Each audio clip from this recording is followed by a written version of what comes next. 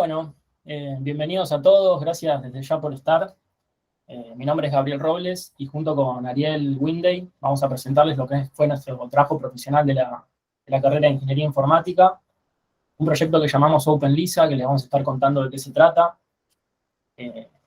Nuestro tutor fue Pablo Roca, docente ingeniero de la Facultad de Ingeniería, y Cristian Zárate nos estuvo acompañando también como cotutor, también ingeniero de la facultad y con el doctorado en curso que comentó Pablo. Bien, repasando un poquito la agenda, en la introducción vamos a comentar cuáles fueron los problemas y mejoras que detectamos en el laboratorio de fluidodinámica que básicamente inspiraron y motivaron este proyecto. Después vamos a hablar del diseño de la solución, cuáles fueron los principales drivers que guiaron el diseño, cómo es la arquitectura, cuáles son los principales componentes. Más adelante vamos a hablar de cómo se planificó y estimó el proyecto, los principales cambios que fueron surgiendo para llegar a lo que hoy conocemos como OpenLISA. Luego repasaremos los resultados obtenidos. Básicamente vamos a hablar de las pruebas que hicimos durante la instalación del sistema en el ambiente real, que fue el laboratorio de fluidodinámica de la facultad. Y por último vamos a hablar del trabajo futuro que imaginamos para este proyecto y las conclusiones que sacamos después de varios meses de trabajo. Bien, bueno, bienvenidos a todos nuevamente. Soy Ariel y en esta sección vamos a hacer una breve introducción al proyecto, tratando de explicar desde dónde se comenzó, es decir, cuál era la situación inicial y dónde estamos parados hoy, explicando muy brevemente qué es la plataforma, en pocas palabras. Para explicar la situación inicial, nos tenemos que remontar hace 2 años, año 2020, plena pandemia. Estábamos cursando la materia Taller de Programación 3, junto con Gabriel y Pablo como profesor en ese caso. Teníamos que realizar el trabajo de final de curso frente a una problemática que se nos planteó en el laboratorio de fluidodinámica. Ahí conocimos a Cristian, conocimos su experiencia de laboratorio y la situación con la que nos encontramos se puede resumir en los puntos que vemos listados.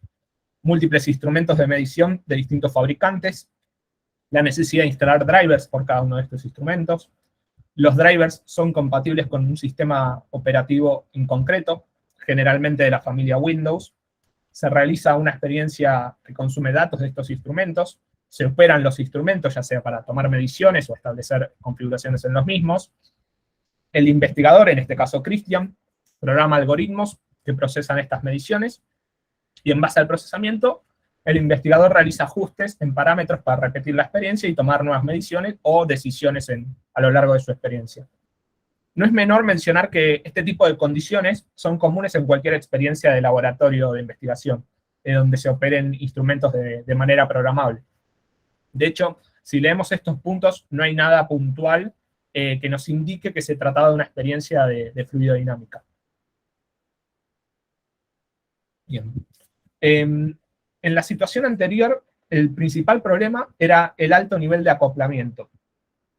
Esto se debe a que la computadora que ejecuta la experiencia es también la que se conecta y se comunica con los instrumentos.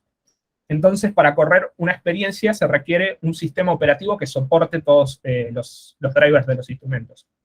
Ejecutar la experiencia implica tener todo instalado, todo configurado, e instalar nuevos drivers en caso de querer cambiar de fabricante un instrumento o incorporar nuevos instrumentos a la experiencia.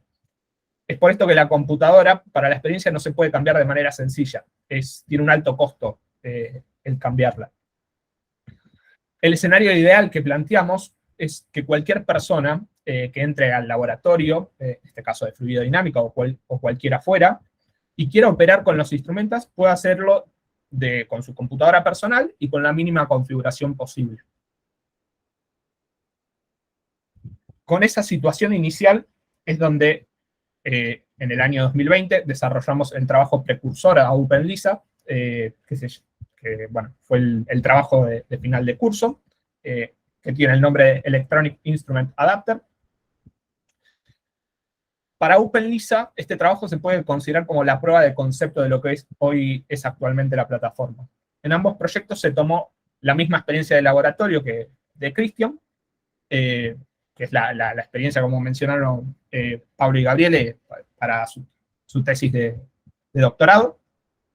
Si bien ambos proyectos tuvieron como motivación principal mejorar la experiencia en laboratorios o ambientes donde se opere con instrumentos a través de código, OpenLISA busca llevar este proyecto anterior a otro nivel, donde el caso puntual bajo estudio de Christian no solo sea un ejemplo donde se le aportó valor al usuario, sino una fuente de validación donde una herramienta flexible permite, además de mejorar la experiencia del investigador, proveer funcionalidades que puedan cubrir nuevos requerimientos que puedan surgir en la experiencia, logrando así una plataforma capaz de adaptarse realmente a distintos casos de uso, a distintas experiencias de laboratorio. Bien, ¿qué es OpenLISA en muy pocas palabras? Como vimos, surgió frente al gran problema del acoplamiento en los laboratorios, pero en pocas palabras, OpenLISA es un proyecto open source que provee una capa de abstracción para la operación y comunicación con instrumentos. Permite que el investigador, el usuario, se concentre lo más posible en la experiencia y lo menos posible en cuestiones de configuración y setup de instrumentos. Ofrece una SDK o librería en Python con primitivas simples y flexibles, y además ofrece una interfaz gráfica para simplificar cuestiones de configuración. Bien, y ahora quiero contarles un poco cuál es el core o el corazón de OpenLISA. ¿Cómo hace OpenLISA para comunicarse con todos los instrumentos? Para eso, la plataforma discrimina entre instrumentos que implementan el protocolo SCPI y los que no lo implementan. Para comprender el diagrama de capas, se puede tomar el siguiente ejemplo. Supongamos una aplicación, un script de un investigador, de una experiencia de laboratorio que opera un instrumento. Por debajo están los protocolos SCPI y VISA. La interfaz física, que puede ser GPIB, USB, Ethernet o cualquier otra. Y el instrumento en concreto, que podemos suponer un osciloscopio. OpenLISA toma protagonismo en la capa de aplicación, ofreciendo otro nivel de abstracción. Busca de algún modo unificar y ocultar lo que implica comunicarse con los instrumentos. Para el caso de la izquierda, se apoyan estos dos estándares, VISA y SCPI. VISA viene de Virtual Instrument Software Architecture y SCPI, Standard Commands for Programmable Instruments, perdón por mi inglés. Y en pocas palabras, son dos estándares en el cual uno define una API común para la comunicación con instrumentos, y SCPI, ese es el caso de VISA, y SCPI define un estándar para la sintaxis de los comandos, es decir, cómo se representa determinado tipo de comandos. Por ejemplo, prender un canal en un osciloscopio. Dado que estos estándares son ampliamente conocidos en la industria, la mayoría de los fabricantes los implementan y, en consecuencia, podemos decir que OpenLISA soporta esta gran cantidad de instrumentos. Luego, en el diagrama de la derecha, tenemos los otros instrumentos, los que no soportan estos estándares. En estos casos, los fabricantes ofrecen sus propias SDKs o librerías para comunicarse de manera programable con el instrumento. Si bien en estos casos justamente no hay estándar que valga, las posibilidades varían según fabricantes, es común que dicha interfaz sea expuesta a través de librerías de lenguaje C o C++. Esto se debe a la interoperabilidad que ofrece este lenguaje. Por eso es que desde OpenLISA nosotros implementamos una comunicación con funciones genéricas de este lenguaje. Es decir, con firmas a definir por el propio usuario en base a lo que le provea el fabricante de los instrumentos. Y también importante mencionar que OpenLISA ofrece una interfaz uniforme, ya lo mencioné, pero quiero recalcarlo, para ambos tipos de comandos. Es decir, aquellos que implementan los estándares SCPI y VISA, así como aquellos que interactúan con una librería C o C++. De este modo, únicamente el usuario ve ligeras diferencias en cuanto al setup de ambos tipos de comandos, pero una vez configurados, de cara al cliente que está programando su experiencia a través de la SDK, es totalmente transparente. No sabe si se está comunicando con un instrumento que implementa o no el protocolo SCPI.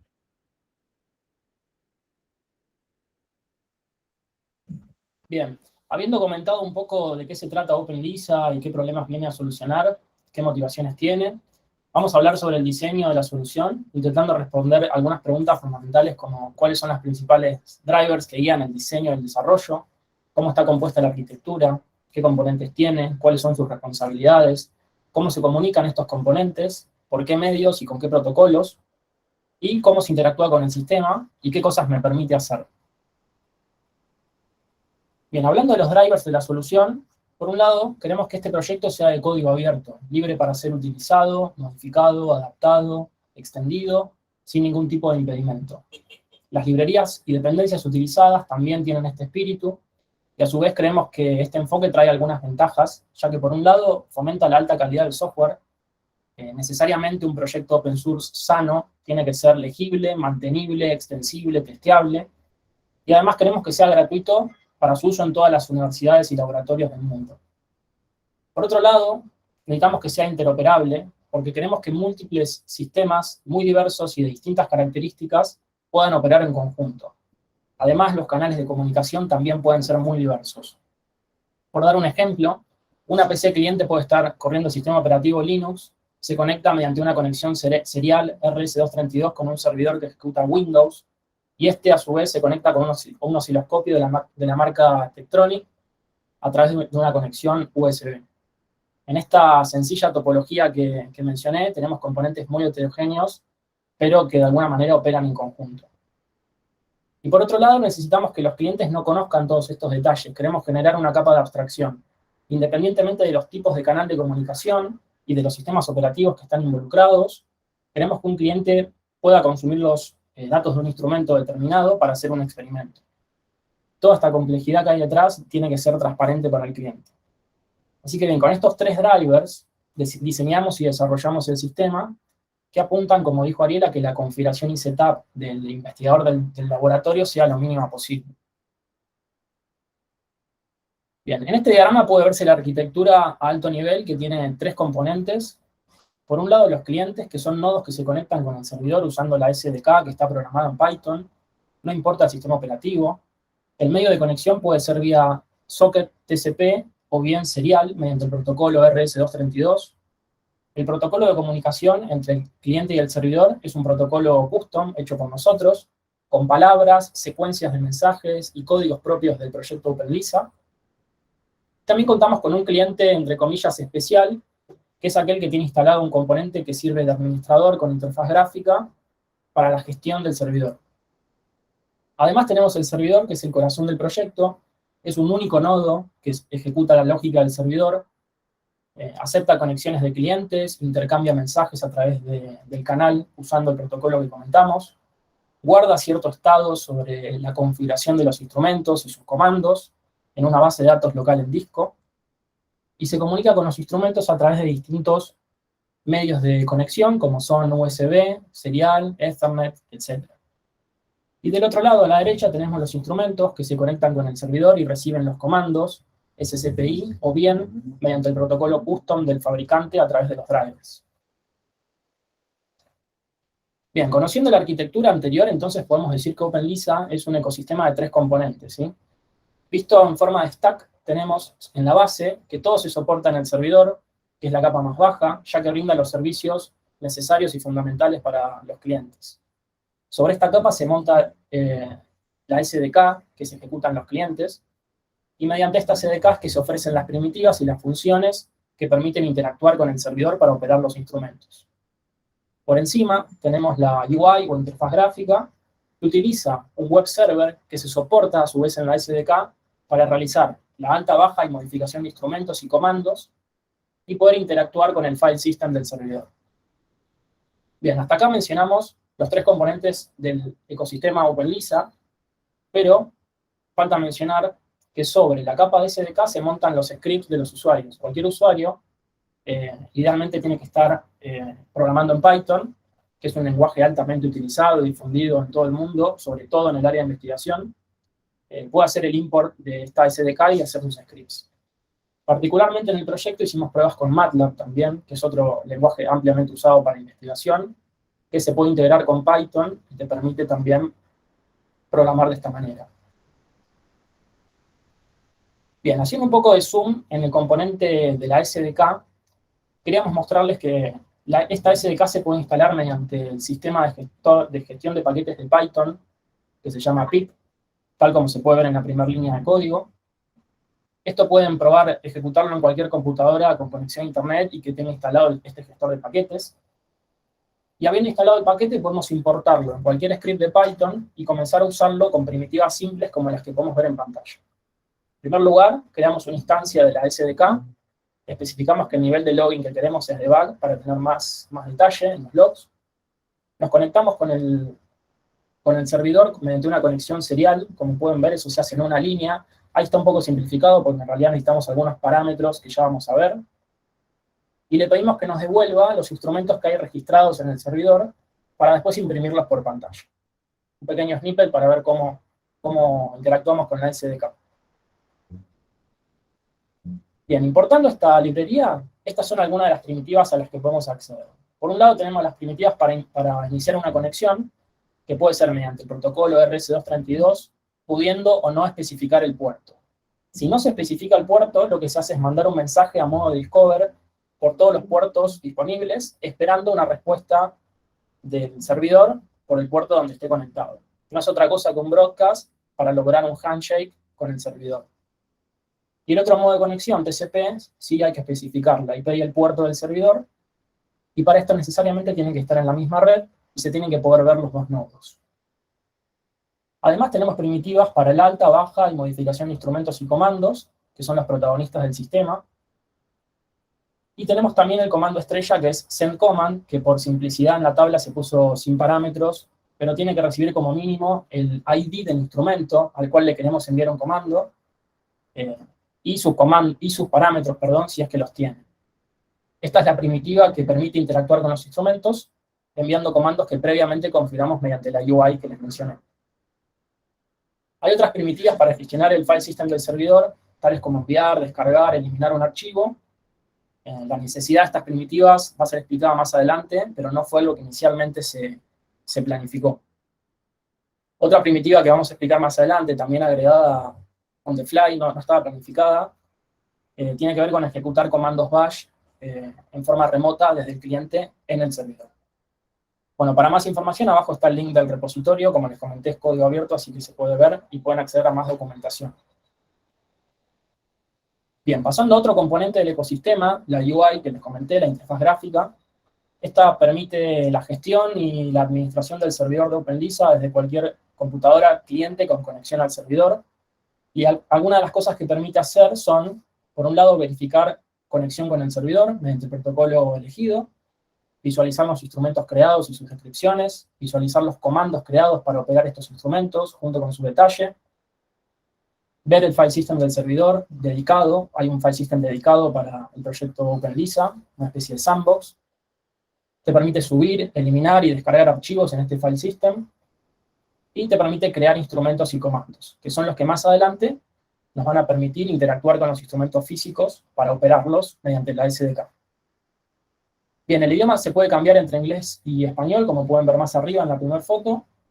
Y abajo en pantalla también está el link del repositorio por si quieren ver el código y más información. Bien, el servidor de OpenLISA, que es el otro componente de este ecosistema, tiene que ejecutarse una vez en una PC que idealmente quede fija en el laboratorio. La ejecución requiere algunos parámetros de invocación, como los que ven en pantalla, el modo o protocolo por el cual van a escucharse conexiones con clientes. Si es TCP, se tiene que especificar el puerto. Si es serial, se tiene que especificar el puerto serial y el baud rate, el baud rate de la comunicación, que es la tasa de bits por segundo para el protocolo serial. Y otros parámetros de invocación, como pueden ser a nivel de login, para tener más o menos detalle de logs. Una vez establecida la conexión, el servidor va a esperar los comandos del cliente a través de un protocolo de palabras, códigos y secuencias propias de OpenLISA. Y en la pantalla tenemos un diagrama para ver los estados del servidor, que inicialmente espera la conexión de un cliente. Cuando recibe esta conexión, espera un comando. Cuando recibe el comando, lo ejecuta comunicándose con el instrumento físico. Esto devuelve un resultado que es procesado y devuelto al cliente para esperar un nuevo comando. Bien. Para los instrumentos que no implementan el protocolo ISA y no soportan los comandos SCPI, que son los que llamamos instrumentos CLIB, Modelamos otra clase que en lugar de hablar con la capa de PyVisa, carga en memoria una DLL previamente guardada en el servidor y asociada con el instrumento, que tiene las funciones que interactúan con el instrumento que vamos a comandar, a través del driver del fabricante. Estas funciones también pueden o no recibir parámetros y son especificadas por el cliente cuando ejecuta un comando desde la SDK. Lo que se hace es un mapeo entre el comando enviado por el cliente y una función de la librería DLL. Esto se ilustra con la foto que hay en pantalla. Una librería DLL puede inspeccionarse con un programa como Dependency Walker de Windows, que permite ver la dirección en memoria de cada función que expone la librería, como así también su nombre en string, para poder identificarla e invocarla desde el código. En el caso de la cámara Photron, que se usaba en la experiencia de laboratorio, el vendedor provee una librería DLL y un manual de uso, lo cual es una práctica bastante común en los fabricantes de instrumentos de ese tipo. Bien, esto fue un resumen. Pueden ver más información y documentación en el repositorio de OpenLISA, que está linkeado abajo. Bien. Recién ahí Gabriel contaba un poco quizás el estado o la foto final bien resumida de lo que es la plataforma. En esta sección vamos a ver un poco cómo fue la ejecución del proyecto y distintas situaciones que creemos de interés a lo largo de esa ejecución. Bien, este es el diagrama de Gantt original, es decir, es el plan original que fue presentado en el anteproyecto de este trabajo profesional. Vamos a ver a lo largo de esta sección que hubo desvíos de este plan original, en donde se quitaron funcionalidades y se agregaron otras. El principal desencadenante fue el resultado de la etapa 1, que como se ve ahí arriba en amarillo, era el análisis de la comunicación vía USB. El resultado de ese análisis terminó impactando de manera que sacamos funcionalidades de la etapa 2 y agregando nuevas, y esas nuevas funcionalidades a su vez desencadenaron en nuevas funcionalidades en la interfaz gráfica. La comunicación entre el cliente y el servidor en la versión precursora de la plataforma, es decir, Electronic Instrument Adapter, estaba implementada sobre el protocolo de capa de transporte TCP, es decir, que la computadora del cliente y la computadora servidor se comunicaban a través de un socket, y dicha implementación traía aparejados tres problemas principales. Dos relacionados con la seguridad y otro con la usabilidad. Estos atributos son importantes para OpenLISA de cara al espíritu open source que tiene la plataforma. Por el lado de la seguridad, el principal problema era la falta de autenticación. Y por ende, un atacante podría abrir un socket, conectarse al servidor y operar el mismo de manera maliciosa, incluso pudiendo usar directamente la SDK provista por nosotros. O bien enviando cualquier mensaje a medida a través del socket. Esto permite ataques conocidos como Denial of Service o Network Flood, entre otros. Además, existen cuestiones de confidencialidad. Dado que los mensajes no son encriptados por defecto, al no usarse una capa de TLS sobre los sockets, un atacante podría inspeccionar los paquetes transmitidos por la red. Por último, en cuanto a la usabilidad, dado que el público de usuarios al que está apuntado OpenLISA es a usuarios de laboratorio, de otras ramas de la ingeniería e incluso otras especialidades por fuera de la ingeniería, exigir de algún modo que los usuarios deban tener conocimientos sobre redes podría traer fricciones. De mínima, se debía configurar la IP y puerto en que el servidor está escuchando, y también asegurarse de que ambas computadoras estén conectadas en la misma red. Bien, para solventar los problemas mencionados, se implementa una comunicación entre cliente y servidor a través de un protocolo que requiere un medio físico, como lo es un cable. Contar con este medio físico y comunicarse directamente a través del protocolo del mismo incrementa considerablemente la seguridad de la comunicación, dado que el área de ataque se vuelve menor e imposibilita un ataque de manera remota, como es posible cuando hay redes de computadoras involucradas. De este modo, un atacante requeriría estar de manera física en el laboratorio donde OpenLISA esté funcionando. Además, en cuanto a la usabilidad, con un medio físico para la comunicación, ofrece una experiencia del estilo plug and play, similar a la conexión de un instrumento al servidor, algo con lo que estaría familiarizado el tipo de usuario al que está apuntado la plataforma. Lo ideal sería que esta conexión no requiera configuraciones manuales por parte del usuario. En cuanto a la idea inicial, como vimos en el diagrama de Gantt, para este proyecto era comunicar las computadoras a través de un cable USB macho-macho, dado que es muy común que cualquier computadora hoy en día posea estos puertos. La viabilidad de esta alternativa era desconocida al inicio del proyecto, y es por eso que su estudio y análisis se llevó a cabo en la etapa más temprana del mismo, debido justamente a su alto grado de incertidumbre. De hecho, del análisis se tuvo como resultados principales la inviabilidad de la idea inicial de utilizar este tipo de cable. El principal motivo es que el protocolo USB está pensado para la comunicación entre computadoras y dispositivos o periféricos, es decir, impresoras, instrumentos, teclados, mouse, etc. No es un protocolo pensado para la comunicación entre pares, entre computadoras en sí. Los periféricos cuentan con drivers, es decir, software que termina permitiendo de algún modo la comunicación con el host. Existen versiones de USB que permiten la comunicación entre hosts, pero sus usos están más orientados al debugging que a la comunicación en sí. Y además limita la compatibilidad de la plataforma OpenLISA con computadoras que soporten dicha versión de USB, y otro detalle no menor es el elevado costo que tiene ese cable macho-macho de esa versión específica. Bien, la alternativa implementada, como ya fue adelantando un poco Gabriel, en OpenLISA se apoya en USB WART, donde WART viene de Universal Asynchronous Receiver Transmitter, es el nombre del chip que permite que las computadoras host vean su conexión USB como una comunicación serial. La idea detrás de esta configuración es tener un controlador embebido en el medio físico, es decir, en el cable, de modo que se simula que cada host en realidad está conectado a un dispositivo USB, entre comillas. Dicho dispositivo, que es el bridge controller que vemos en la imagen, a través de un buffer compartido, realiza la comunicación entre las computadoras.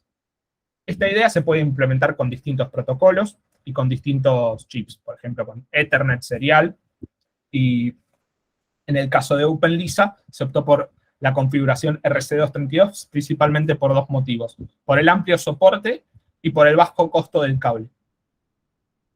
Estos motivos justamente van en línea con lo que mencionaba anteriormente, el espíritu open source del proyecto y la experiencia más plug and play posible. La única configuración que se debe conocer para comunicarse mediante este protocolo es el puerto serie asignada, como comentó Gaby, y la tasa de transferencia, que por defecto la plataforma lo setea en un valor común entre cliente y servidor, que es el más alto posible, ¿sí? Dicho sea de paso. Pero bien, con RC232 surgió una nueva limitante, que fue el throughput entre el cliente y el servidor. El tamaño de los mensajes enviados para ejecutar operaciones, es decir, los requests que le llegan al servidor, son del orden de los bytes. Y la respuesta de los mismos para las operaciones más comunes, como listar instrumentos, dar de alta un instrumento o modificar un recurso, como mucho ascienden al orden de los kilobytes. En esos escenarios, donde tenemos el tope de kilobytes, el throughput ofrecido por RC232 puede considerarse aceptable en comparación a TCP, ya que las respuestas tardaban en el orden de los milisegundos. El problema aparece en respuestas de mayor tamaño. Para esto, supongamos el caso de una experiencia de laboratorio que involucra una cámara de alta velocidad. Sería muy natural en esa experiencia que la misma implique en algún momento de la experiencia capturar una imagen. En ese caso, el servidor deberá entregar al cliente una respuesta de aproximadamente 3 megabytes, suponiendo una imagen de mala calidad. Tomando ese valor como referencia, vemos en el gráfico los siguientes resultados. A la izquierda de todo tenemos la configuración de TCP en una misma red LAN, que ni se llega a ver el tiempo, pero tardó aproximadamente 0,16 segundos. Luego, la segunda configuración en TCP con computadoras remotas llegó a tardar casi 2 segundos, aunque esta configuración, vale aclarar que no es una configuración en la que está pensada operar la plataforma. Y a la derecha de todo tenemos dos configuraciones con serial.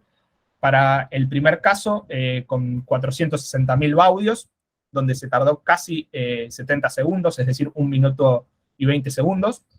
Y a la derecha, con el doble de baudios, se tardó casi 40 segundos. Si comparamos las configuraciones más normales, por decirlo de algún modo, que sería la de la izquierda de todo y la de la derecha, estamos hablando que el throughput empeoró casi 250 veces. Incluso el tiempo de respuesta podría verse aún más afectado en el caso de, por ejemplo, querer enviar un video de la cámara de alta velocidad, donde un video tranquilamente podría pasar en el orden de los cientos de megabytes.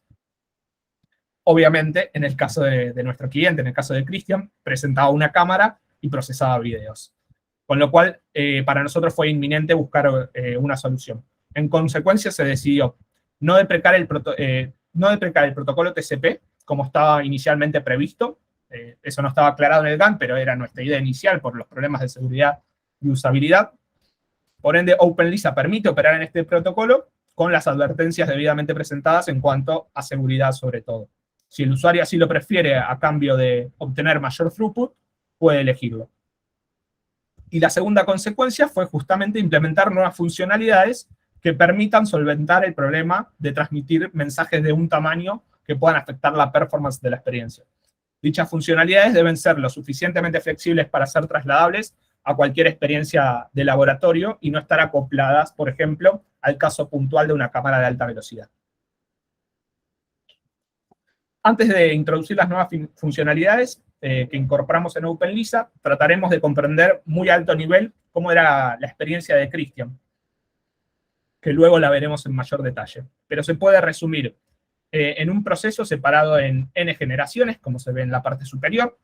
El input de cada generación eran 100 individuos, que en términos prácticos representan el valor que recibía un generador de funciones. Dicho valor tiene el peso del orden de los kilobytes, que es un peso que, como comentamos anteriormente, no traía problemas de performance.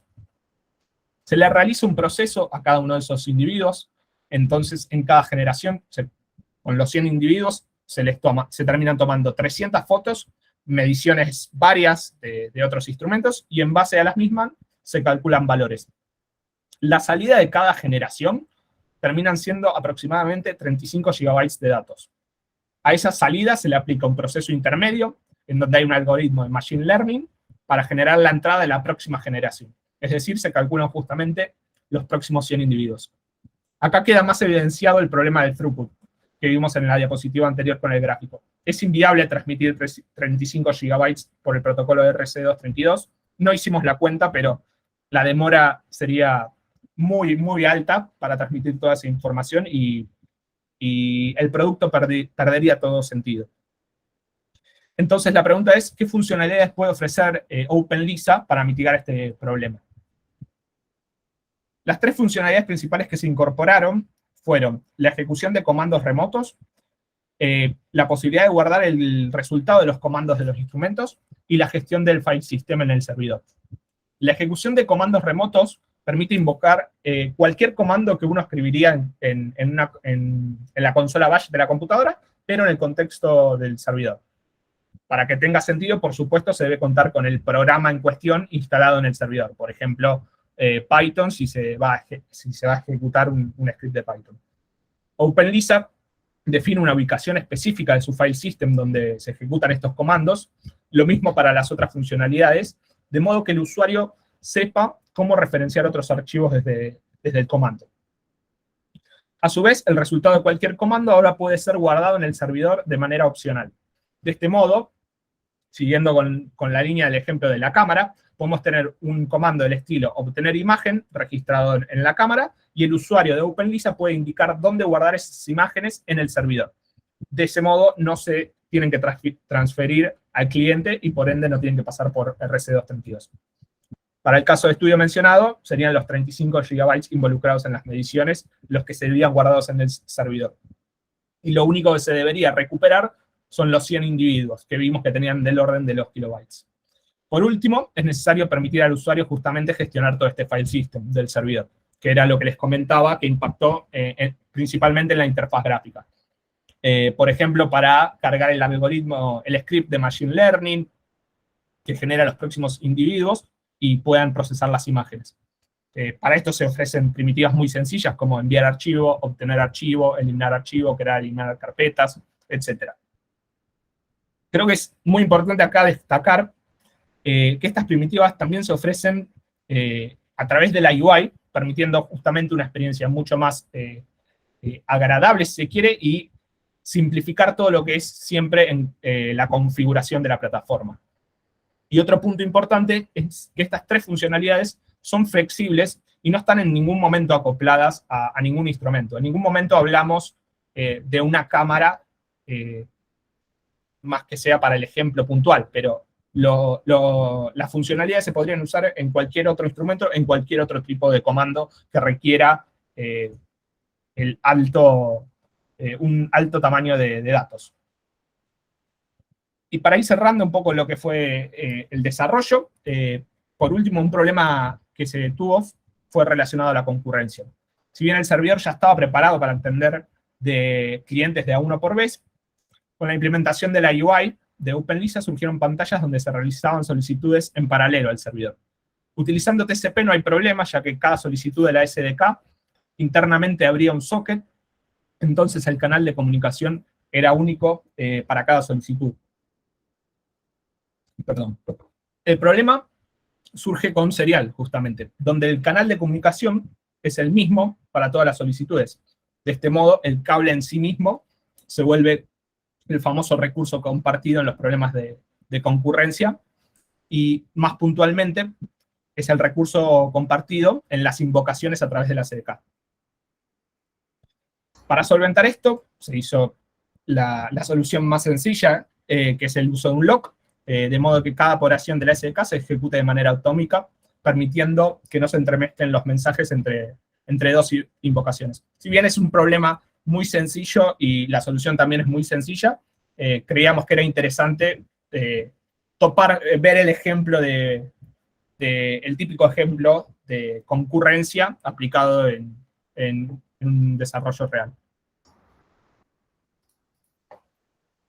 Bien, bueno, en esta sección vamos a ver los resultados obtenidos en términos de cómo nos fue implementando este proyecto en el laboratorio. Uno de los grandes objetivos del trabajo fue integrar el sistema que desarrollamos con la experiencia del Laboratorio de Fluidodinámica de la facultad, y las motivaciones para hacer esto, para cumplir este objetivo, fueron por un lado tener feedback directo por parte del cliente, que en nuestro caso fue Cristian, que trabaja en la experiencia. En todas las sesiones de trabajo del laboratorio pudimos contar con su presencia, su feedback inmediato. Esto fue súper importante cuando se quiere hacer cualquier desarrollo, el hecho de poder contar con la devolución directa del cliente para corregir cualquier desvío y que la expectativa de algún modo converja con lo que se está construyendo. Por otro lado, queríamos contar con un caso de uso exitoso en un ambiente productivo y real. Habíamos hecho pruebas con instrumentos en nuestras casas, cabe mencionar que gran parte del trabajo se hizo en pandemia, pero siempre lo hicimos con un solo instrumento y con scripts más bien simples, sin tener que aplicarlo a un problema real.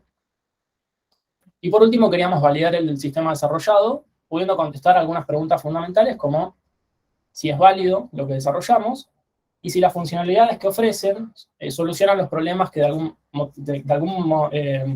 alguna manera motivaron originalmente el proyecto. Bien, yendo un poco a algunos números, nos encontramos que trabajamos un total de 40 horas hombre, sin contar las horas de Cristian, que nos dio soporte presencial y en todo momento. Como dije, el trabajo fue presencial en la facultad, en el laboratorio, junto al banco de experimentación real donde Cristian está haciendo su trabajo. Dedicamos un promedio de 3 horas y media cada vez que fuimos, y esto se repitió a lo largo de 5 viernes, que era cuando nuestras agendas podían coincidir. Además, muchas veces nos llevamos trabajo a nuestras casas para corregir algo o agregar cierta funcionalidad en base al feedback que recibimos. Encontramos aproximadamente 10 bugs y problemas mientras hacíamos las pruebas en el laboratorio, que requirieron obviamente algún ajuste, y agregamos un feature, hicimos un desarrollo extra. El feature consistió en brindar la posibilidad de setear y obtener lo que se conoce como Visa Attributes, que son configuraciones que pueden hacerse sobre los instrumentos que implementan el protocolo Visa, pero no son comandos SSPI per se. Y el desarrollo consistió en hacer un wrapper de la librería DLL que ofrecía el fabricante, para facilitar de alguna manera el trabajo y evitar complejidades del lado del cliente, llevándolas al lado del servidor. Resumidamente, por ejemplo, lo que se hizo, hacíamos que con una sola función customizada, lo que se hacía con la librería del fabricante, que llevaba 4 o 5 invocaciones de función, nosotros hacíamos que se haga con una sola función. Bien. En esta foto podemos ver el banco de experimentación. Tenemos en el fondo el túnel de viento, que consiste en un circuito cerrado por donde pasan las partículas. Estas partículas son inyectadas por una máquina de humo. Hay un ventilador que las mueve para que recorran el circuito del túnel en un determinado sentido. También se cuenta con un láser. Y detrás de la notebook no se llega a ver, pero hay una cámara rápida que graba y fotografía las partículas dentro del túnel de viento. Y el fabricante es Fotron. Además se cuenta con varios instrumentos para generar señales y tomar mediciones, tales como osciloscopios y dispositivos de adquisición. Y abajo, chiquitito, arriba del post-it amarillo, no sé si lo llegan a ver, no lo puedo señalar, pero está la mini PC, que es una computadora que tiene no más de 15 por 15 por 6 centímetros, que ejecuta la lógica del servidor y se conecta con el cliente mediante el socket TCP o por un cable serial. A su vez se conecta con todos los instrumentos necesarios para llevar a cabo la experimentación. Una de las limitaciones que teníamos era que no podíamos asumir que en el laboratorio íbamos a contar con un monitor ni con periféricos para controlar esta PC. Por lo tanto, la PC tiene que encenderse y automáticamente levantar el servidor, esperando por conexiones. Y ante errores y fallas, el servidor tiene que ser lo más resiliente posible, ya que sería muy molesto que crashee la aplicación y tener que reiniciar la PC por el hecho de no contar con periféricos o con un monitor para ver qué es lo que pasa. Bien, acá simplemente se ilustra que el trabajo fue colaborativo y cooperativo en todo momento. Pudimos contar con la presencia de Cristian, que era nuestro cliente, que es el cotutor del trabajo profesional y quien lleva a cabo el experimento para su doctorado. Y en esta foto refleja uno de los grandes hitos del proyecto, que fue lograr grabar un video con una cámara rápida, haciendo todas las configuraciones, seteos y operaciones a través de OpenLISA. Esto conectado con la cámara que implementaba un cable Ethernet. Esto significó un gran hito, ya que teníamos mucha incertidumbre respecto de la operación de este tipo de instrumentos no SSPI, ya que no habíamos podido probarlo durante la fase de desarrollo, al no contar en nuestras casas con un instrumento de estas características, cosa que sí contábamos, por ejemplo, con un osciloscopio que implementa el protocolo VISA, entonces esa parte la teníamos bien probada y bien aceitada. Seguramente no entienda bien lo que se ven en las fotos, la verdad es que nosotros tampoco lo entendemos demasiado porque es el dominio de Cristian, pero son las partículas capturadas en el túnel de viento, uno de los frames de los videos. Así que bien, en resumen, consideramos que las pruebas de laboratorio fueron exitosas, ya que logramos tener un caso de uso exitoso en una experiencia en un laboratorio real, a lazo cerrado. Por lazo cerrado nos referimos a que interactuamos con instrumentos que hacen mediciones para brindar datos, pero también con instrumentos que generan señales o estímulos sobre la experiencia, como por ejemplo generadores de señales y fuentes. También logramos tener una integración exitosa con un instrumento no SSPI, como es la cámara que comenté anteriormente. Las horas que empleamos en el trabajo de la instalación en el laboratorio estuvieron muy cerca de las horas que planificamos. Verificamos que agregar nuevas funcionalidades no fue algo costoso, gracias al diseño en código que realizamos, como que, por ejemplo, las responsabilidades estén bien definidas, haya buenas interfaces entre las distintas clases, un diseño por capas, pero sobre todo mencionar que gracias a la fuerte base de test y coverage, podíamos introducir nuevos features y hacer refactors con la seguridad de no estar rompiendo funcionalidades existentes. Bien, principalmente entonces se demostró que tenemos un producto utilizable y con mucho potencial para el ámbito académico. Ahora, como resultado, también tenemos un proyecto open source. ¿Y por qué decimos tanto que es un proyecto open source? Bueno, por un lado, el código está publicado en GitHub y está abierto a toda Internet. Los repositorios son públicos. Por otro lado, las dependencias en las que está basado nuestro proyecto también son open source, tienen el mismo espíritu. Principalmente son dos: PyVisa, que permite comunicarnos con los instrumentos que implementan el protocolo VISA o comandos SSPI, y PySerial, que encapsula la lógica necesaria para realizar la comunicación serial entre el servidor y el cliente. Además, los 3 repositorios de código cuentan con una licencia de uso de la organización GNU, llamada General Public License, que permite la distribución, modificación y uso del código en forma libre. Bien, pasando al trabajo futuro y conclusiones, Como trabajo futuro y posibilidades de mejora, identificamos principalmente los siguientes puntos.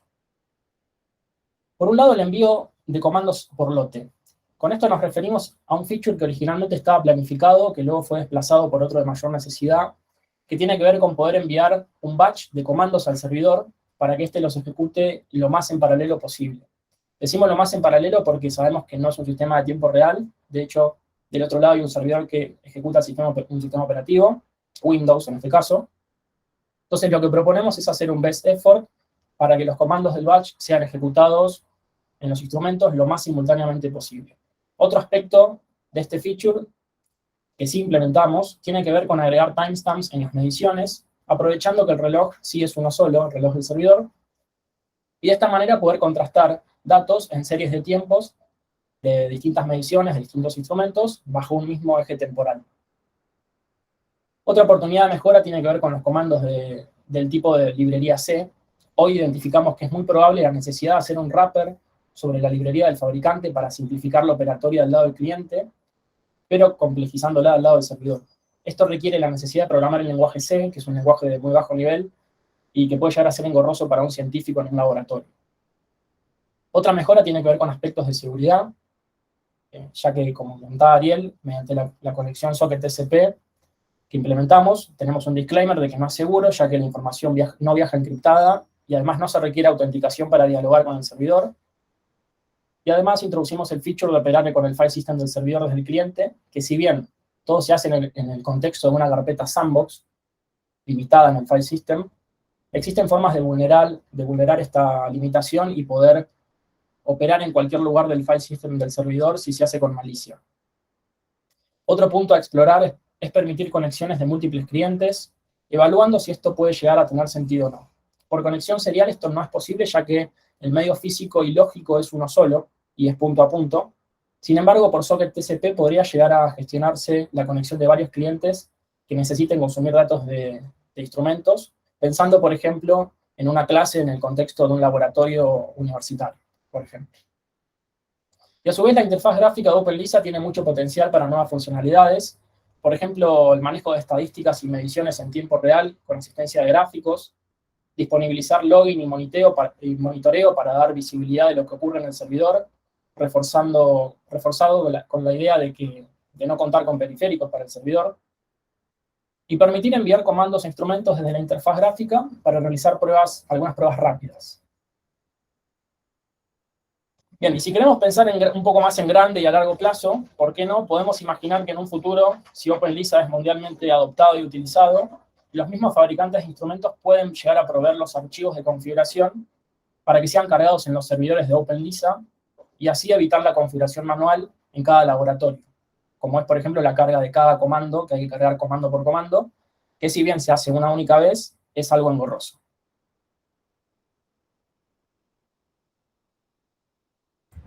Bien, y para cerrar, queríamos contarles un poco conclusiones y aprendizajes que consideramos con Gabriel que tuvimos gracias a este proyecto. En cuanto a open source y flexibilidad, cuando se quiere desarrollar una herramienta open source, es importante tener la flexibilidad en mente, pensar soluciones flexibles y adaptables a otros casos de uso, como lo fue para los problemas encontrados en el throughput.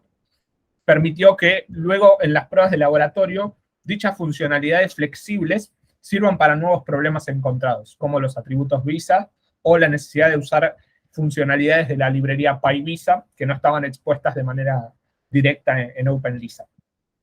En cuanto a la planificación y agilidad, si se quiere, la instancia de anteproyecto permitió tener una planificación sólida con un nivel de detalle importante. Si bien se tomó un enfoque ágil como metodología de desarrollo, esta planificación, más similar a una metodología en cascada, estableció las bases del proyecto, dividido en 4 etapas claras con tareas a alto nivel, objetivos a alcanzar en cada una. Y esto nos brindó una mejor capacidad de estimación, como dijo Gabriel, que casi no tuvimos desvíos, y la capacidad de adelantar tareas independientes de otra etapa en caso de encontrar bloqueantes temporales. Luego, en cuanto a ejecución iterativa y anteponer tareas de alta incertidumbre, tener las etapas claras del proyecto y generar esas instancias de revisión con los interesados, que en nuestro caso fue con Pablo, Cristian y los desarrolladores, es decir, nosotros, permitió ir ajustando desvíos y acordar expectativas, pensando en conjunto hacia dónde virar el desarrollo del producto con los hallazgos que se iban realizando. También generar instancias de presentaciones al final de cada etapa permitió generar documentación de manera iterativa a lo largo de todo el proyecto. A su vez, priorizar tareas de alta incertidumbre, como fue la viabilidad de USB, permitió encontrar bloqueantes o problemas no previstos que desembocaron en 3 funcionalidades, como vimos, que nunca estuvieron planificadas. Es por ello que creemos que es importante atacar estas tareas de alta incertidumbre en las etapas tempranas de un proyecto, de cualquier ámbito de la industria laboral podría ser, ya que es donde se cuenta con mayor tiempo o recursos o presupuesto para realizar ajustes y cambios de rumbo. Luego, en cuanto a modelado de alto nivel y testing temprano, dedicar tiempo a pensar con cierto detalle cómo estará organizado el código antes de ejecutarlo, por ejemplo, con diagramas de clase y separar responsabilidades, genera un mayor nivel en los atributos de calidad de software desarrollado. Principalmente, esto lo notamos en la mantenibilidad, la claridad, y la testeabilidad. El trabajo anterior, Electronic Instrument Adapter, tenía esta posibilidad de mejora en cuanto al diseño y no tenía pruebas automatizadas. En un proyecto, creemos que cuanto más tarde se introducen estas buenas prácticas, mayor es el costo, el tiempo y el esfuerzo e incertidumbre de mantener funcional lo existente que requieren este tipo de cambios. Esto suele ser uno de los principales factores por el cual se ve en la industria del software el hecho de que se deprecan grandes piezas de software existente y se empieza todo de cero de nuevo, porque el código no se entiende o no tiene pruebas y entonces no me siento seguro y lo heredé y no me siento seguro en agregar funcionalidad nueva. En el caso de OpenLisa ejecutamos un refactoring en la etapa 2 del proyecto, que puede considerarse que fue un refactoring temprano. Ese refactoring trajo como consecuencia poder introducir un banco de pruebas automatizadas y ese banco de pruebas nos permitió generar funcionalidades nuevas con muchísima mayor seguridad. En cuanto al despliegue continuo y pruebas productivas, en este proyecto las pruebas de laboratorio se realizaron al final y si bien los hallazgos descubiertos no implicaron ajustes o desarrollos muy grandes, como el manejo de atributos Visa o la gestión el uso de la librería PyVisa, el caso pudo haber sido totalmente distinto y muchas veces lo es en la industria del software. Es valioso probar de manera iterativa con el cliente, como sugieren las metodologías ágiles, a fin de reducir esa incertidumbre y validar lo antes posible la viabilidad y la utilidad de lo que realmente estoy desarrollando. Por ejemplo, en nuestro caso, si hubiésemos hecho esas pruebas más tempranas, estoy casi seguro que hubiésemos implementado la edición de los comandos versus la edición del instrumento, porque fue una funcionalidad que no terminamos usando y nos encontramos en las pruebas de laboratorio con la necesidad de ir ajustando ciertos atributos de los comandos. El caso puntual de las pruebas de laboratorio se puede pensar como la metodología de despliegue continuo a producción. Y es bueno mantenerlas por esto que mencionamos.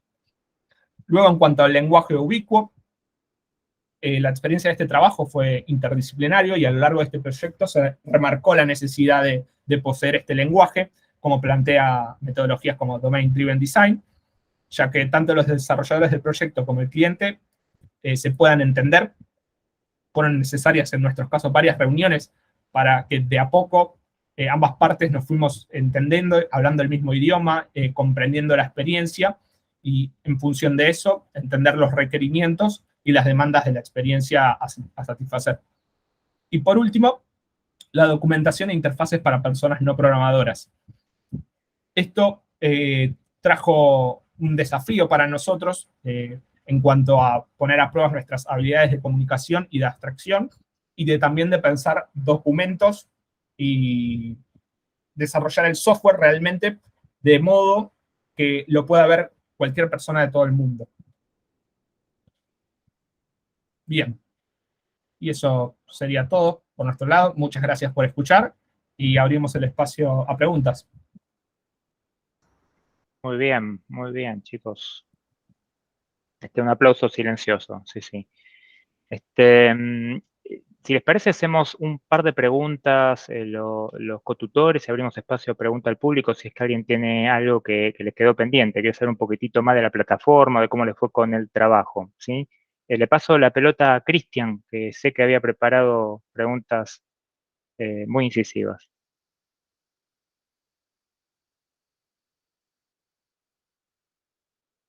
Cris, no te escuchamos, Ahí, ¿eh? ahí está. Ahí está.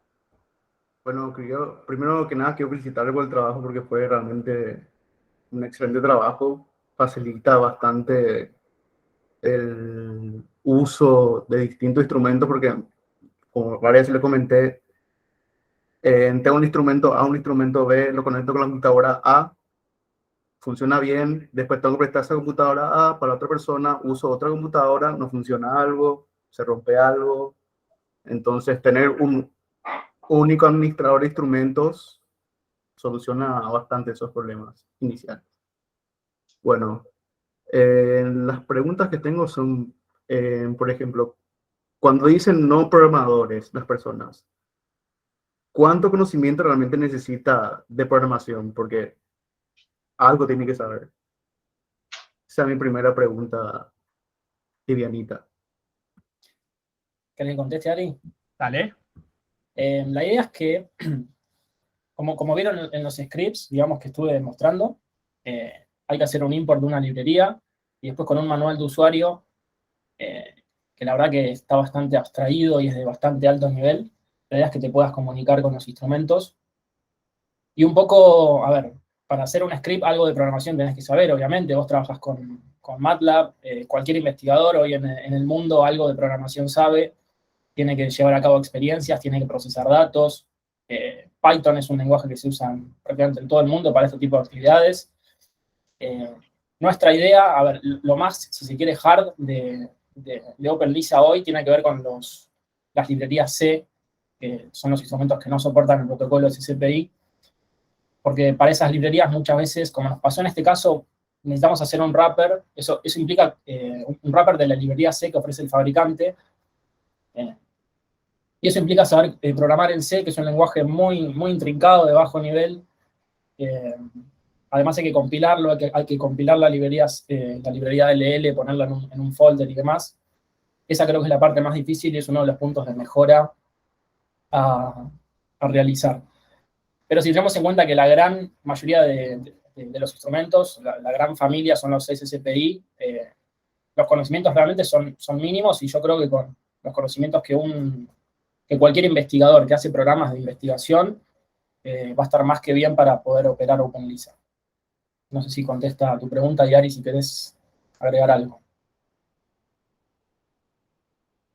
Buenísimo.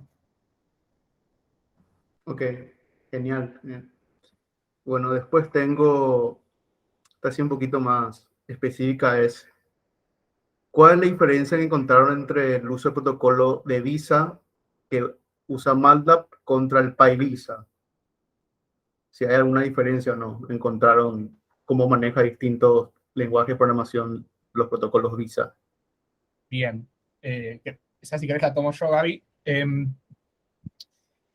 Visa, estuvimos, cuando investigamos sobre el protocolo, es una API que ofrece distintas funciones y los distintos sistemas operativos proveen esa API a través de una librería C, que es una librería que viene con el sistema operativo. Por ende, entre sistemas operativos, tranquilamente esos detalles de implementación podrían variar. En nuestro caso, realizamos experiencias en conjunto con vos, justamente, y encontramos diferencias entre ejecutar esas sentencias visas directamente desde la computadora cliente en cuanto a la cantidad de operaciones que se realizaban, por ejemplo, versus a ejecutar esas operaciones desde el servidor OpenLISA, que en el caso puntual usa la librería PyVisa, que a su vez por debajo usa la librería C del sistema operativo. Por ejemplo, una diferencia que encontramos fue para la gestión para enviarle un mensaje Visa a un instrumento, se realizaban, con una herramienta de debugging, se encontraba que realizaban muchas más operaciones frente a la implementación que tenías inicialmente en MATLAB, por ejemplo. Si bien la funcionalidad y el resultado final era el mismo, se veía una mayor tasa de transferencia de mensajes entre computadora e instrumento. Ok, o sea, bueno, entonces sería más engorroso de repente hacer un debugging con ese logger, buscando porque va a tener la sentencia que me interesa y, no sé, 20 Correcto. sentencias más que cargó en PyVisa. Sí, a priori sí. En ese sentido, la implementación de MATLAB o la que tenías en tu sistema operativo parecía mucho más clara y simplista, de algún modo.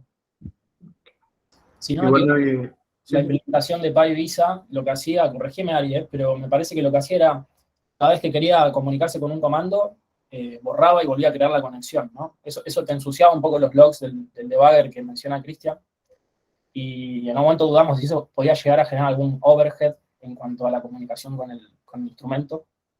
Creo que Cristian, vos habías hecho una prueba en un loop, tomar miles de mediciones para ver si realmente ese overhead te afectaba, ¿no? No me acuerdo bien a qué conclusiones habíamos llegado con esa prueba.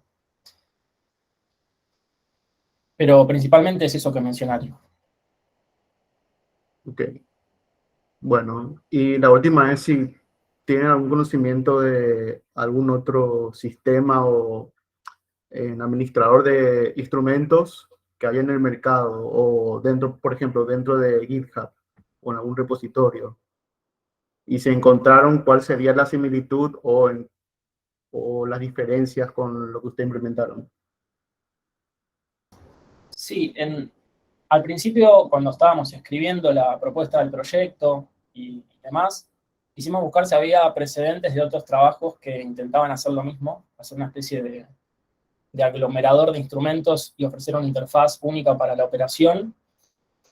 Y vimos que existían cosas similares, pero en el ámbito de la medicina, con instrumentos propios de la medicina. No recuerdo el nombre, ahora está en el informe del proyecto está.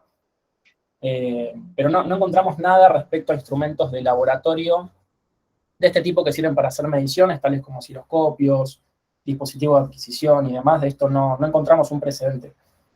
Por eso una de las características que creemos que tiene el proyecto es que tiene un cierto grado de innovación y puede llegar a ser útil para la comunidad en general.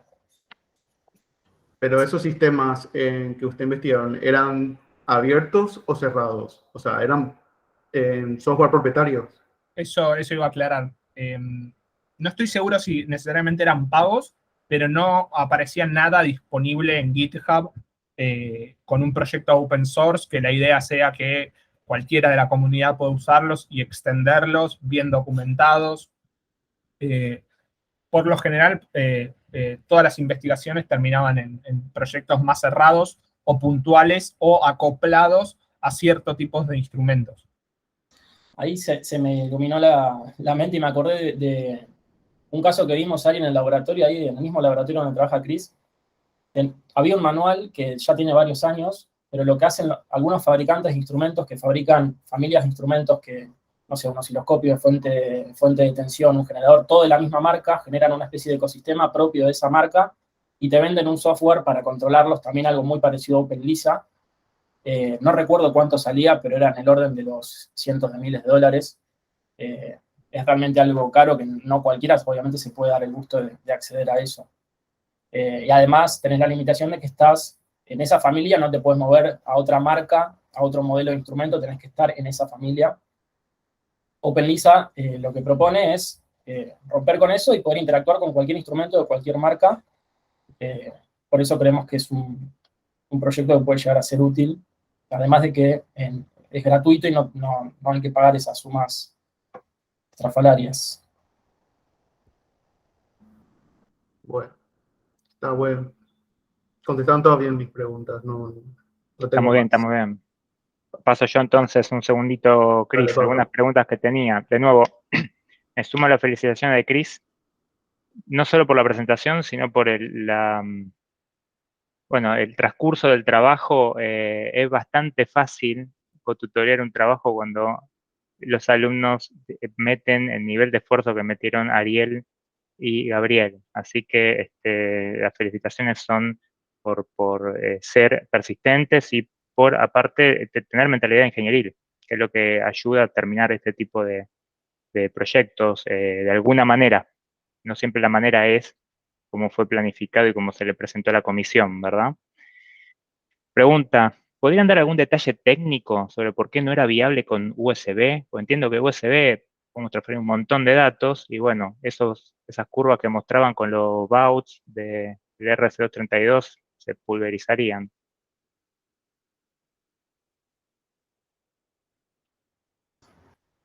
¿Querés que vaya yo, Ari? ¿Se me escucha? Porque se me trabó toda la computadora. Se te escucha y se te ve. Ok, bien, yo los veo a todos trabados, pero dale, si querés arrancar. Dale, si querés complementame. En su momento quisimos hacer pruebas, de hecho hicimos pruebas con un cable macho-macho, como comentó Ariel, y no logramos ver las computadoras entre sí, no había manera, probamos de mil formas, inspeccionando dispositivos y demás a través del sistema operativo de Windows, no podíamos ver a la otra computadora. Después terminamos haciendo una investigación, en base a eso generamos un informe que es parte del proyecto, está como un anexo, en el cual llegamos a la conclusión de que no era viable la comunicación USB, porque la comunicación USB en sí originalmente está pensada, es una especie de master-slave, donde hay categorías de dispositivos. Tenés los hosts y tenés los devices o los objetivos controlados. Esto hace que la comunicación sea muy unidireccional y no puedas hablar igual de igual, pasando mensajes, yendo y viniendo, que es con lo que necesitamos en OpenLISA, poder enviar un mensaje y recibir una respuesta. Son limitaciones que tienen que ver con el protocolo de USB, que la verdad que es súper complejo, yo no me imaginé que era tan complejo. Hay libros y libros que hablan sobre esto, y realmente no llegamos a explorarlos del todo, pero ya con leer quizá los primeros capítulos que son introductorios ya nos dejaba muy claro que no era para lo que lo queríamos usar. Y después, como comentó Ariel, sí existen otras variantes de USB, pero implementan algún chip o algún intermediario entre los pines macho y macho, que hacen que sí se pueda hacer comunicaciones peer-to-peer, pero estos cables vimos que eran muy, muy caros, o sea, caros, no sé, es relativo hablar de caros, pero costaban, si no me acuerdo, entre 10 y $100, dependiendo la marca y demás. Y si queremos apuntar a algo que sea abierto hacia todas las comunidades, creemos que podemos acceder hacia algo más barato, como es una conexión serial. Si no me equivoco, el cable serial lo compramos hace un año, creo que lo pagamos 500 pesos, algo así. O sea, no se compara con el precio del cable macho-macho que funciona USB. No sé, Ari, si puedes complementar con algo, pero... Sí, pero creo que dijiste todo. Y también el hecho de, que creo que lo mencioné, pero ese cable además es una versión específica de USB y no todas las computadoras tienen puertos de esa versión. Por ende, reducís aún más el espectro de compatibilidad de la plataforma. Ok, interesante. Tenía una pregunta que está en las últimas slides. Si pasás donde tenés la imagen de las fotos de las partículas, esa misma, se ve atrás un lenguaje medio extraterrestre en la consola, ¿sí? Y bueno, justamente uno de los requisitos originales era que funcionaran las experiencias que hacía Cristian en ese lenguaje. Pero ustedes hicieron un sistema en Python, ¿por qué?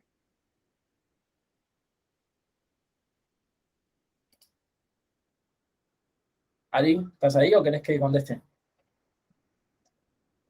Me parece que se cayó. Si no escucha, está tipeándote.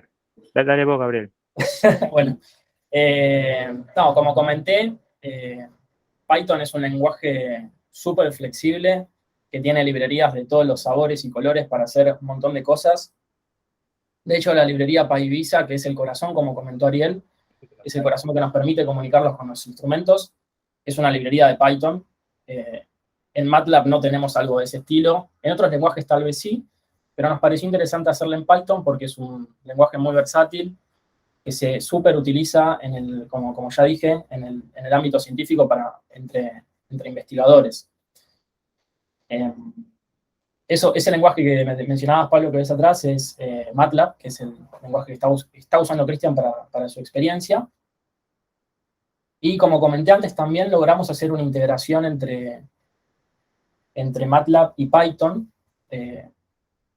MATLAB tiene una especie de librería que te permite integrarte con Python. Lo primero que tienes que hacer es cargar el intérprete. Eso tiene que estar en algún lugar de tu máquina, tiene que estar instalado el intérprete. Lo apuntás y después, mediante comandos, podés ejecutar comandos de Python. Es un poco engorroso, sí, la conversión de tipos de datos entre lo que te devuelve. Vos, por ejemplo, en Python creás una lista, pero en MATLAB es un objeto de tipo Python lista, entonces operar con eso realmente fue un dolor de cabeza. Nos costó muchísimo poder hacer una prueba íntegra en MATLAB, pero se puede. La realidad es que se puede porque logramos incluso hacer tomas de datos de osciloscopio, graficarlos y demás. E incluso la foto que ven en pantalla está capturada desde MATLAB, ¿sí? Está capturada desde MATLAB usando la API, la SDK de OpenLisa. ¿MATLAB dónde? ¿MATLAB dónde? ¿Corriendo dónde? En Windows. MATLAB corriendo en Windows. ¿En la mini PC te referías, Pablo? A eso, sí. Ah, Sí. Sí. En este caso no está corriendo en la mini PC, si no me equivoco, pero hemos llegado a correr MATLAB en el cubito de 15x15x6. Y otro tema que creo que no sé si lo mencionaste, perdón que me caí. Además, MATLAB es una plataforma paga y justamente no va en línea con el espíritu de OpenLisa. Pero ya teníamos la validez de esa comunicación MATLAB-Python que íbamos a necesitar sí o sí para las pruebas de laboratorio, porque si no la otra alternativa era pasar toda la experiencia de Cristian a Python y no tenía sentido hacer eso porque tenía un costo importante de desarrollo y no eran los objetivos ni del trabajo anterior ni de este trabajo. Totalmente. Bueno, clarísimo. Abro espacio de preguntas para el resto de la audiencia. ¿Quién se anima a dar alguna pregunta? Juan Cristi ha levantado la mano. Adelante, Juan. Hola chicos, felicitaciones, muy buen trabajo. Mi pregunta es, esa mini PC, o sea, todo en realidad. Alguien quiere operar esto, ¿qué costo tiene? ¿Necesitas la mini PC? ¿Necesitas una computadora personal para poder comunicarte? ¿Qué especificaciones, qué requerimientos hay de hardware y qué costo más o menos estiman que necesitaría el starter kit para poder operar estas cosas? Bien, no recuerdo el precio de la mini PC en este momento, pero la compramos en pandemia.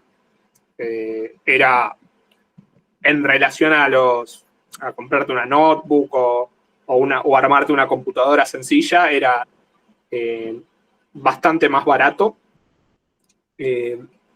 Corregime, Gaby, pero creo que en el 2020 habrá estado alrededor de los 30.000 pesos. Busco el precio, Ariel. Yo busco el precio porque tengo el correo. Sí, estaba a 30.000 pesos, si no me equivoco, no más que eso. Tuvimos que comprar un disco, obviamente la mini PC venía sin disco y sin memoria. Tuvimos algunos problemitas para instalar la memoria, me acuerdo. No sabría decirte, Juan, los requerimientos exactos.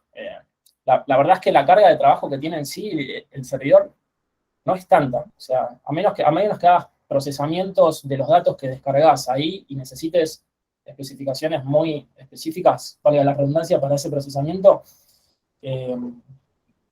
no sabría decirte exactamente. Yo creo que con una computadora estándar, especificaciones, lo que hoy se considera estándar, no sé, 8 GB de RAM, 12, creo que el micro que tiene, ¿vos te acordás, Ari, qué micro tiene?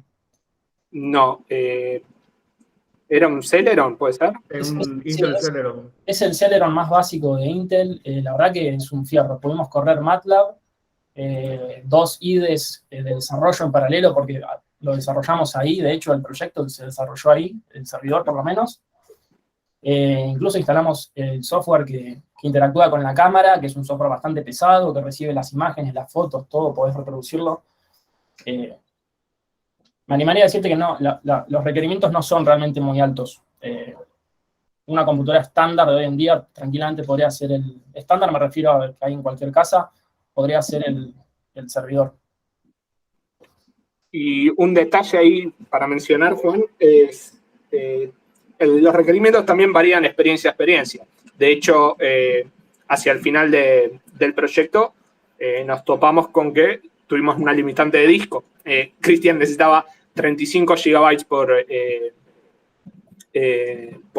cada corrida y esa mini PC venía con bastante poco almacenamiento, entonces eso se torna un problema. Entonces podés, o para este caso puntual, agregarle un disco externo o necesitas más disco. Pero quizás en una experiencia donde no manejas tanto volumen de datos o tanto procesamiento, podrías tener una computadora muy simplista. Buenísimo. Les hago una pregunta más. Lo que comentaron al principio era que la necesidad de tener Windows era porque algunos instrumentos solamente podían comunicarse con un software que podía instalarse en una versión específica de Windows. Si hubiese más de un instrumento con el que se tuviesen que comunicar que requiera distintas versiones de Windows, ¿eso podrían llegar a resolverlo extendiéndole el desarrollo que hicieron ustedes? ¿Cómo lo encararían?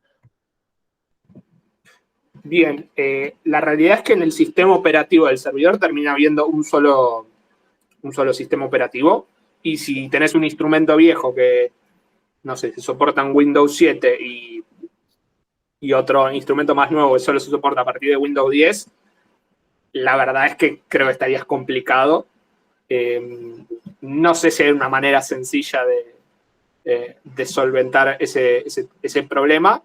Sé que, Chris, vos has tenido problemas de esos en los que tenés que mucho a prueba y error, probar, no tanto en el sistema operativo, pero empezás a probar drivers de otras versiones de otros instrumentos, empezó a probar comandos de otros instrumentos y viendo cuáles te funcionan y cuáles no. Pero cuando es el tema de la compatibilidad es un tema complicado.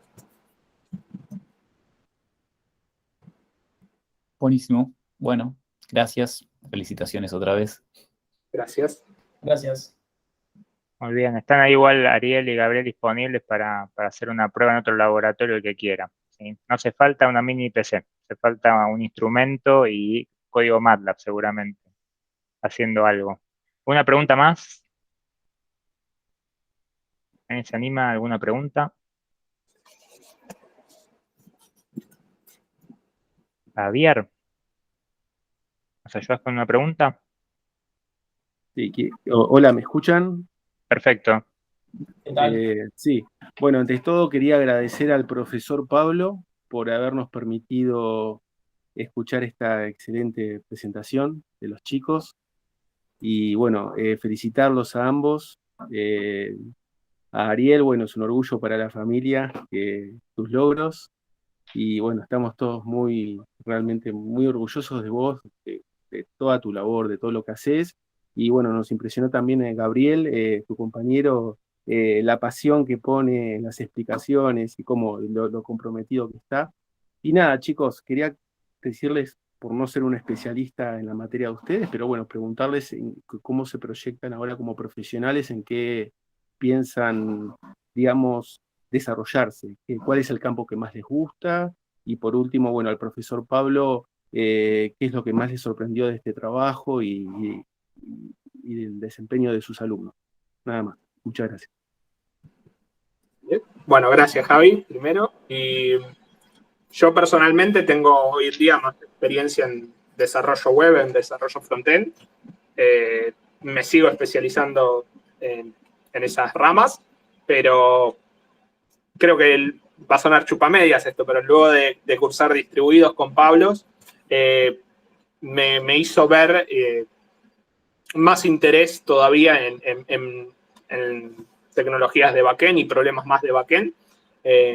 Y sobre todo este tipo de problemas en donde El problema es totalmente heterogéneo, donde se puede interactuar con cualquier cosa y el desafío es totalmente grande y las soluciones se vuelven más que infinitas, incluso que ya son infinitas cuando te enfocas en una rama específica con un solo componente. Permiten mucha creatividad, que es algo que me encanta de esta profesión. Muy bien. Yo voy a decir que, bueno, los alumnos justo no son muy chupamedias, entonces fueron alumnos que durante todo el periodo ponían bastante en duda la factibilidad de lo que estaba pidiendo, ¿no? Pero eso ayuda a desafiar la idea. Y lo que acaba de decir Ariel me parece importante, porque este sistema seguramente no sea el mejor sistema, con todos los componentes que les metimos. Es una solución posible. Y bueno, el trabajo del ingeniero es llegar a una solución. Esto me parece que tiene algún problema de performance, bueno, anotado, alguien a resolver eso.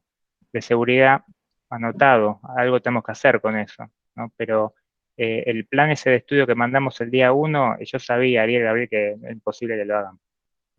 Pero, bueno, era un excelente desafío, ¿no? No aprendemos nada. ¿Alguna pregunta más? Ahí está Gabriel. Bueno, ¿alguna pregunta más? Estamos cerrando, estamos en hora.